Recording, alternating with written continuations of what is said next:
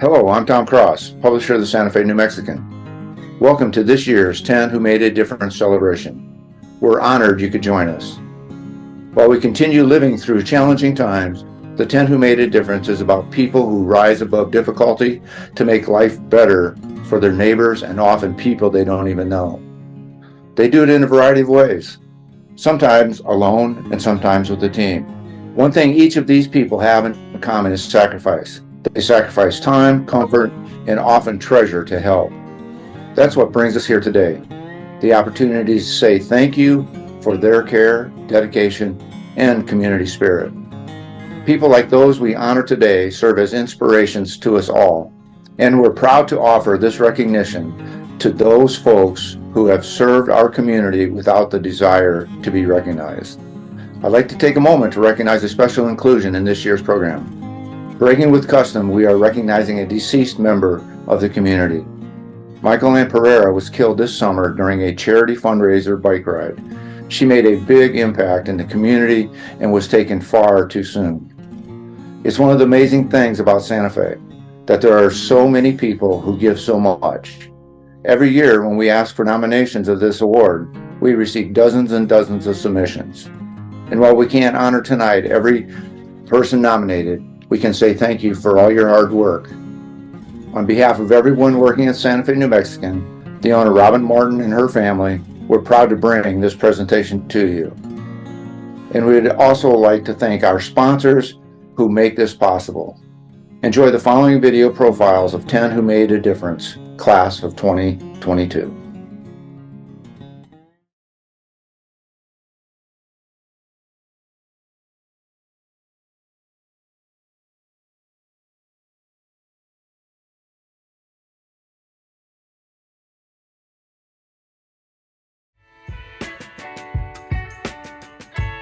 Hi, I'm Joanne Medina from Chimayo, and I've been coordinating events for about 15 years. Hi, my name is Arthur Lolo Medina. I'm originally from Española, but I've been living most of my life here in Chimayo, and he was born and raised here in Chimayo. I got interested in lowriders because back in the day when I was little, going to the elementary school, I used to see the parents go pick up their kids, and they would go on the lowrider cars over there. So that gave me a good hunger to work on cars and build them up and paint them and everything. So I really appreciated that. It was like a really nice piece of art on wheels, no? I'm a very strong enthusiast when it comes to like the culture and our faith. I really like to see people come out, bring them out, build them. You know, if they have questions, we're not like professionals, but we love to give them our ideas, and sometimes they'll take off with it, sometimes they go with their own, but you know, that's one way that we learn to preserve and to teach and to mentor people. So in 2017, when we both did the first Lowrider Day, then we started getting more and more calls to do little pop-ups just to promote a business, to promote like the trunk or treat, Thanksgiving, Easter, anything that comes up, any kind of event that they think they can have at their shops. They would say, you know, can you coordinate this for us? Can you get cars together? It's like a fishing tool to draw people into that area, or if we're doing like an outreach for the community too, it draws them in, and he prays for them, or we'll feed them or give them clothing, whatever it is. But we really took off doing toy drives, coat drives. We did sock and hats and scarf drives. We've done food drives for the San Martin de Porres kitchen. I love it because every single event, there's always people that are happy, they're enjoying, they get excited, they come and they'll see new things we've done to cars, and just seeing the kids be happy, especially now when we give out the toys. they're just so thankful. The parents are thankful. The clothing drives, I see tears.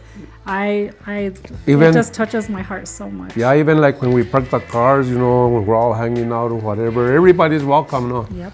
And whoever stops by. We're And all the thing that really touches my heart is that 3-year-old little babies, Yes.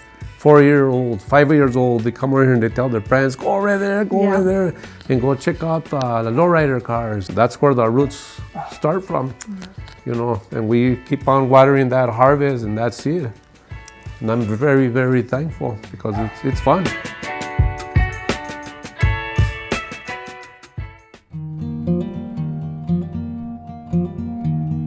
Hi, I'm Andrew Lustig, and president and founder of Global Outreach Doctors.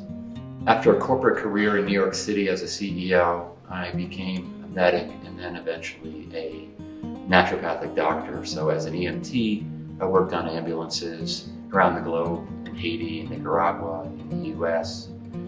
And then I worked in emergency rooms and emergency departments in New Mexico and elsewhere. About 8 years ago, I founded Global Outreach Doctors after having worked in different regions in the Amazon jungle and in Kenya. And today we have about 400 medical providers, search and rescue managers and dogs, drone teams, doctors and nurses, and we deploy to earthquakes, typhoons, COVID response in the US, refugee crises, and currently we're on the front lines in Ukraine providing medical care to injured soldiers and civilians. In the initial stages of Global Outreach Doctors, when I founded it, many of the missions I went on and was the field operations lead. Today we have super smart people that know a lot more than me that are the operations lead that run the missions on the ground. And my job is mostly a travel agent, placing those people in regions of high need, low resource areas. And so I work the phone, sometimes at 3 a.m. I'm on my computer and I try to solve some complex problems, and I leave the rest up to a great team at Global Outreach Doctors. After 38 missions around the globe on the Syria border, in Iraq, in Bangladesh, I would say by far the most significant impact that Global Outreach Doctors has had is the 2022 war in Ukraine. We were there in the beginning, in March, and have a constant flow of medical provider volunteers on the front lines offering care to wounded soldiers and civilians. We are embedded with the military, and we are very close to some of the most severe bombing and injuries. So we're quite busy, and we haven't stopped providing medical care since the beginning, and we hope to continue providing medical care until it's over.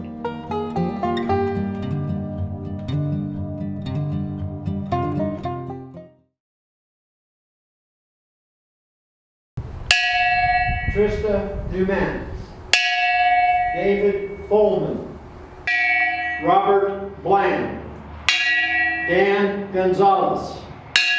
My name's Gary Bland, and I'm the coordinator for the Honor Guard, not the commander, the coordinator. I take the funeral requests and arrange the schedule and hopefully see that everybody gets there. We're with American Legion Post 12 here in Santa Fe. Our Honor Guard started in 2018 and has consisted various times of from 8 regular members to 12 members total who are available when we need them. Normally we do a 3-gun salute. Occasionally we'll do a 7-gun salute. We do a color guard, we do a fire team, and we do the presentation of the wreath. We do a number of other funerals in places other than here at the Santa Fe National. We do them, as I say, off campus, so to speak. We do them Pecos and Rivera's Funeral Cemetery, places up north as well. We've done them in Espanola to Velarde, and occasionally we'll do one at Angel Fire. On behalf of the President of the United States, grateful nation, the United States Army, please accept this flag as a symbol of our appreciation for your loved one's honorable and faithful service. I'm very sorry for your loss, ma'am.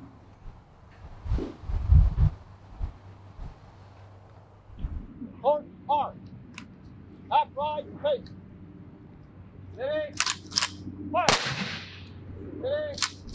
Fire. Ready? Fire. Half left, face. Face it. Halt. It's quite an honor to be able to do this and a privilege to be able to hold the services. And we know it's important to the families, and it's particularly important to us that each one of the veterans gets the honors they deserve.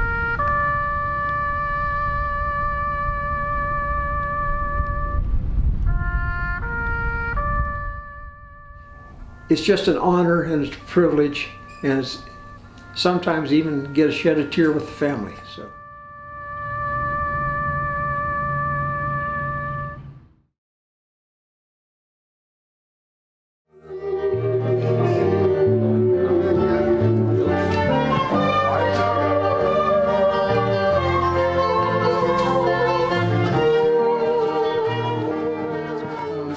Teatro Paraguas is actually translates as umbrella theater. So part of the idea of Teatro Paraguas was to provide a space, an umbrella where different cultures could come together, different people. I mean, Santa Fe is so rich with people from all over the globe, and people who have been here for 16 generations, and people who have been here even longer than that, the indigenous people. So.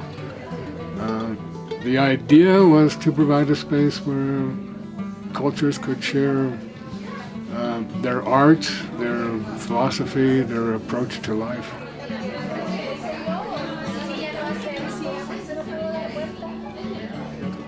Well, I'm a co-founder.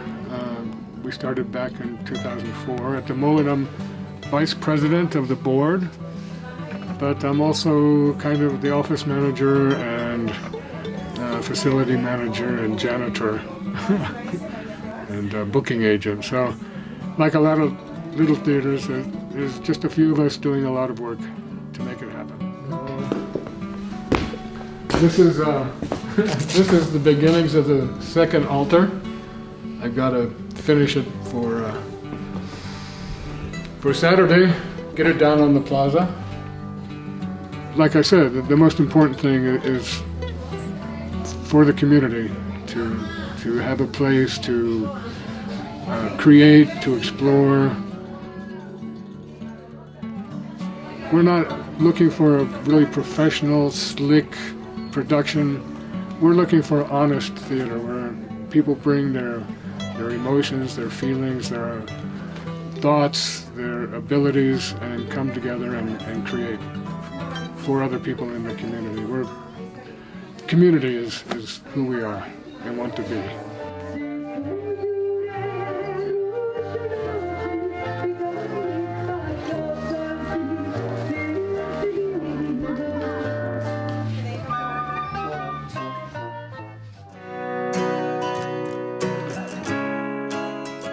Hi, my name is Ray Sandoval, and I'm the event chairman for the burning of Zozobra, the July 4th celebration, New Year's Eve on the plaza, and our newest one, Dia de Muertos on the plaza. So the Kiwanis Club of Santa Fe is a service organization that serves the world by making lives better for our kids. I actually started with Zozobra back when I was actually 6 years old. So the old man and I go back 42 years. I'll never forget, my parents used to take myself and our cousins with us to Zozobra. As soon as the lights went on and Zozobra became alive, all my cousins would get freaked out, and I was just fascinated at this thing that was moving and making sounds. But as I became a young man, I understood what the Kiwanis Club did and the fact that we need to give back in our community and what's so important about our kids and our youth. And so for me, this was the perfect marriage of upholding a tradition that had gone back almost a century, but at the same time making sure that it ensured its survival, and we looked to the future by investing in our kids. As we became better and better at doing Zozobra, the city said, hey,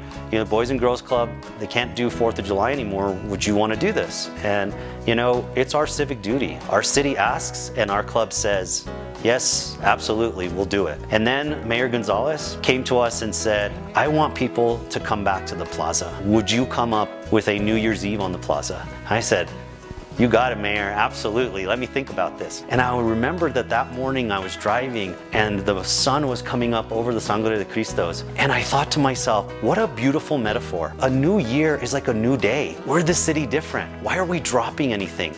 Let's lift something into the sky. I want to make sure that everyone feels welcome on the plaza. And when I talk to our kids on the south side, they don't feel like they can come to the north side of the city. And so what are we going to do? Dia de Muertos, right? But it's going to be Santa Fe style. So Saturday night, we're going to turn off all the lights. We're going to have glow in the dark, and we're going to bring Dia de Muertos to life. It's appropriate that we take an opportunity to stop and think about those who came before us and remind ourselves of our own mortality. I'm so excited about hopefully bringing this. I'm going to make lots of mistakes. People will criticize me, tell me I did it wrong, it wasn't traditional. That's okay. It's not a reason for not doing something. You've got to step in. You got to get into the pool. You've got to start swimming. I have a huge crew that supports me and helps me, and that's exactly what this is about. It's a promise that we have to our community that we're going to continue the cultural vitality that this community has. We are so blessed to have this rich history, and all of us add a thread to that to create the tapestry of our beautiful city. It is with great honor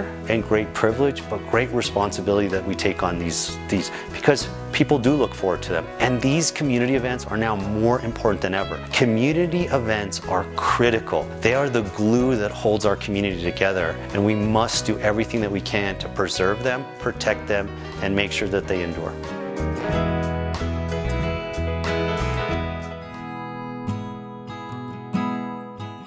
Hi, my name's Karen St. Clair, and I do Parkinson's support groups here in Santa Fe, both for people living with Parkinson's and for care partners to people with Parkinson's. My husband and I started Parkinson's support groups in 2014 when we moved here and discovered that there were no support groups for people living with Parkinson's, which was quite a departure from what we had found when we lived in Portland, Oregon. We decided to start a support group because support groups give folks the opportunity to be with their peers, to be with people who are dealing with the same kind of situations that they are, so they can share information, learn new techniques perhaps for dealing with Parkinson's. When we had our first meeting, 8 people showed up. And by January of 2015, we had to move to a new location. Soon our meetings were 30 to 50 people. And I now have 300 people on my email list just in Santa Fe. So we held training sessions in Santa Fe on how to tell your story of how Parkinson's impacts your life and why you needed this center. So Parkinson's is the fastest growing movement disorder in the world. It reaches over 1 million people and probably about 10,000 people here in Santa Fe. My goal is to raise the awareness of Parkinson's so that we can stop this steady growth of Parkinson's early on and keep people from getting Parkinson's. People are now getting Parkinson's as young as in their 20s. It's no longer an old person's disease. I've done a lot of fundraising here for the Parkinson's Foundation and also for the Parkinson and Movement Disorder Alliance. I'm currently an ambassador for the Parkinson's and Movement Disorder Alliance and previously with the Parkinson's Foundation. You know, we just want to recognize this was a grassroots effort. This is the power of grassroots at the legislative session. And so I'm just so proud of everybody here that participated in that process, because this is what you made. And thanks to UNM for listening to us and making this possible.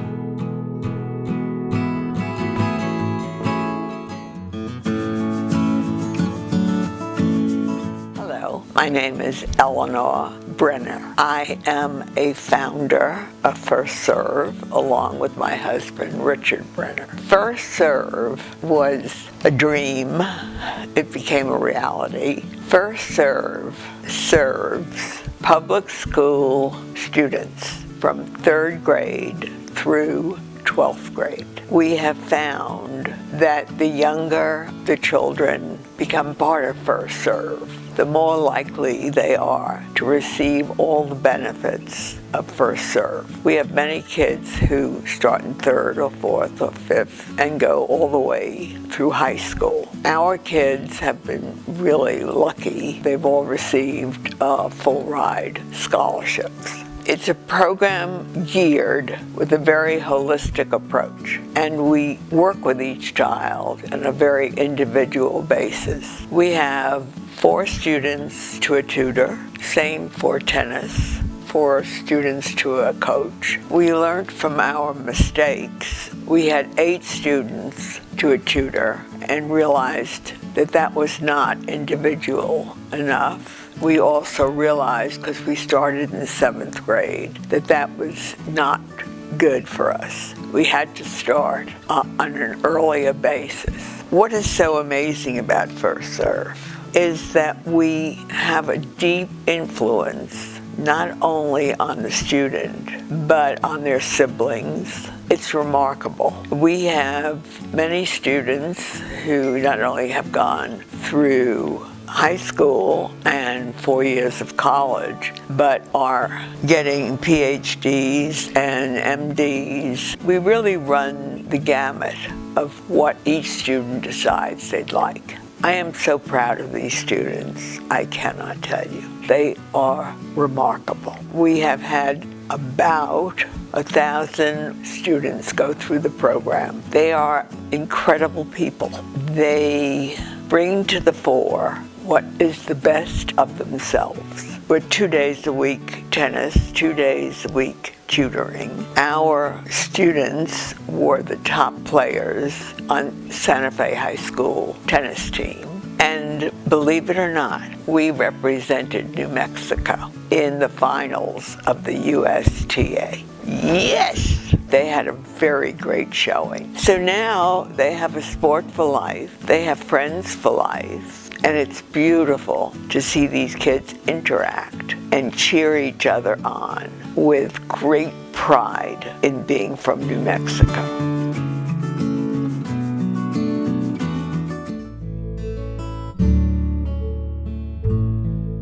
My name is Richard Martinez.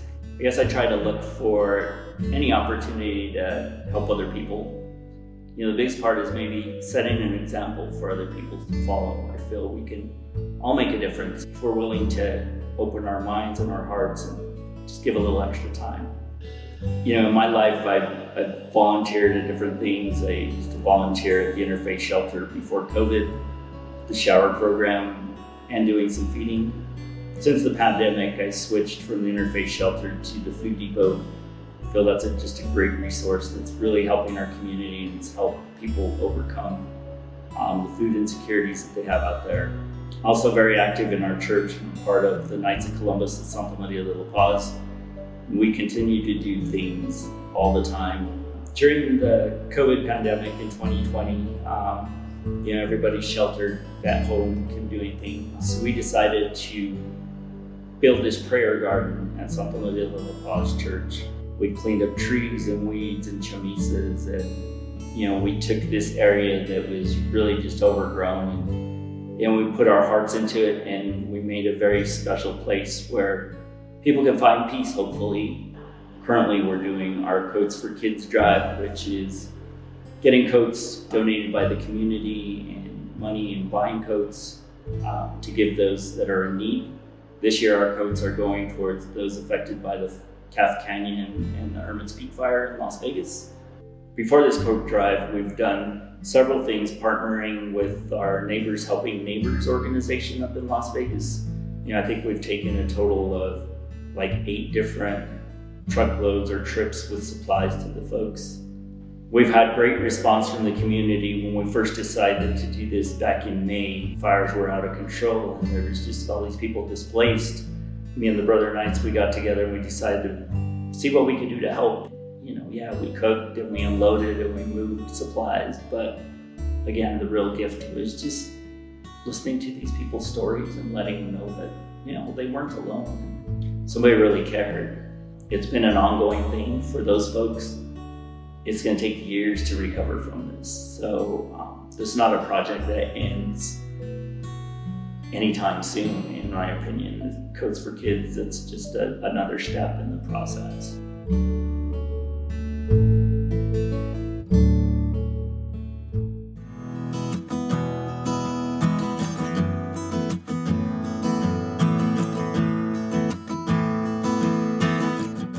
What I've really got hooked on AVP because I did a prison workshop shortly thereafter.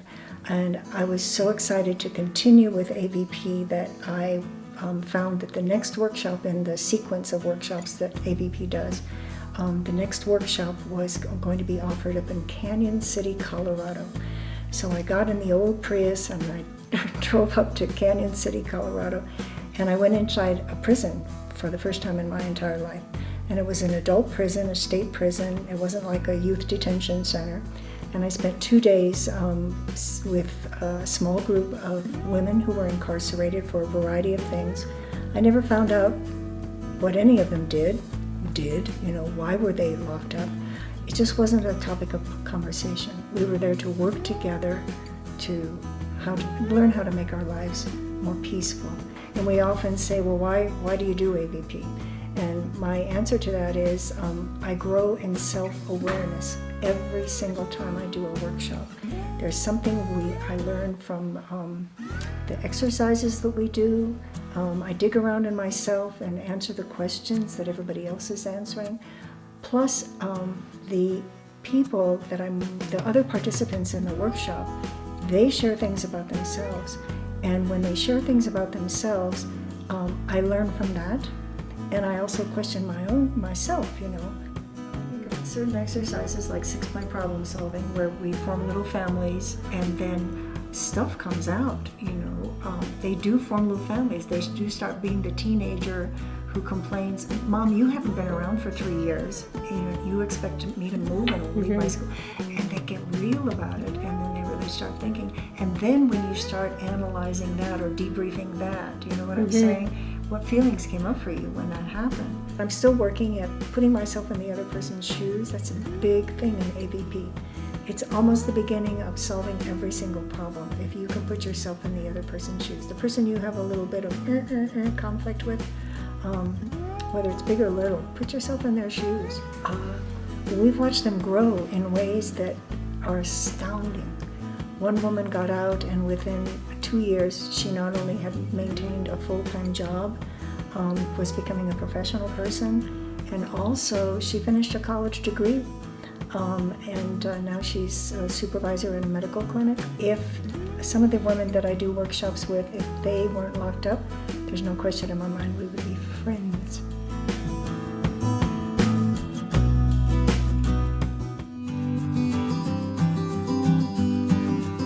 My name is Karen Villard de Lashley. I'm a lead coach for Girls on the Run Santa Fe at Pinon Elementary School. Girls on the Run is an after-school program, curriculum-based, where we teach girls self-esteem, healthy living. We also train them to do a 5K run at the end of the season. It's a 10-week program, like I said. We do it through the fall, we do it in the spring, and it's all after school. It's for third through fifth grade, also for sixth graders. It's usually 2 seasons before they actually can, I think, really take away something from the program. But I see them develop, and again, like I say, we give them a toolbox, and we hope within this toolbox they utilize and learn how to survive in this world. It's a tough world out there for girls especially, and so I hope that they can take away something. I think I started Girls on the Run, I would say 15 years ago. My oldest daughter did Girls on the Run, and I was intrigued by it, and so I just came out and visited with the program, saw her do the run, and then I just pretty much got involved that way, and I've been involved ever since.